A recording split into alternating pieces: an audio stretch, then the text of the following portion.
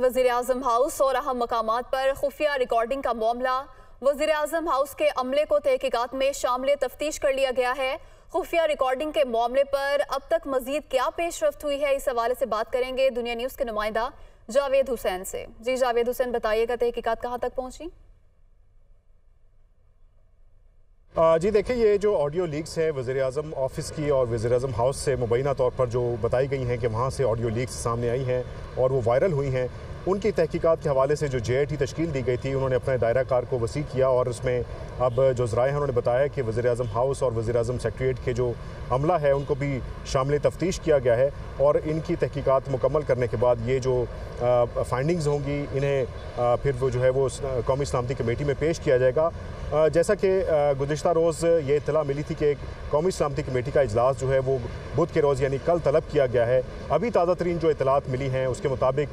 कौमी सलामती कमेटी का कल होने वाला इजलास मौखिर कर दिया गया है और इसके मौखिर किए जाने की वजूहात अभी तक कन्फर्म नहीं की गई, लेकिन ये बताया गया है कि वज़ीर-ए-आज़म की मसरूफियत और विफाकी काबीना के इजलास की वजह से कौमी सलामती कमेटी का इजलास मौखिर कर दिया गया है और JIT इन ऑडियो लीक्स पर अपनी तहकीकात मुकम्मल करती रहेगी और इस सिलसिले में जो वज़ीर-ए-आज़म सेक्रेटरीट का अमला है उनकी नकलो हमल को भी जो है वो नकलो हरकत को महदूद बना दिया गया है और किसी गैर मुतल्लिका शख्स को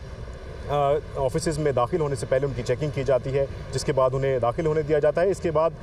जो साइबर क्राइम के जो एक्सपर्ट्स हैं उनकी मावनत भी ली जा रही है इस तमाम सूरत हाल पर कि आया कि वज़ीर-ए-आज़म ऑफिस से या हाउस से जो ऑडियो लीक्स हुई हैं उसके लिए कोई गैजेट इस्तेमाल हुआ या किसी और तरीके से इस रिकॉर्डिंग को किया गया। तो इस पर तहकीकात जारी हैं, JIT अपनी तहकीकात मुकम्मल करेगी, लेकिन जो कल होने वाला कौमी सलामती कमेटी का इजलास था वो ज़राए ने कन्फर्म किया है कि वो मौखिर कर दिया गया है। अब जो आइंदा इजलास होगा उसमें JIT अपनी तहकीकात मुकम्मल करके रिपोर्ट पेश करेगी। जी JIT तहकीकात मुकम्मल करेगी। जावेद हुसैन, बहुत शुक्रिया आपका।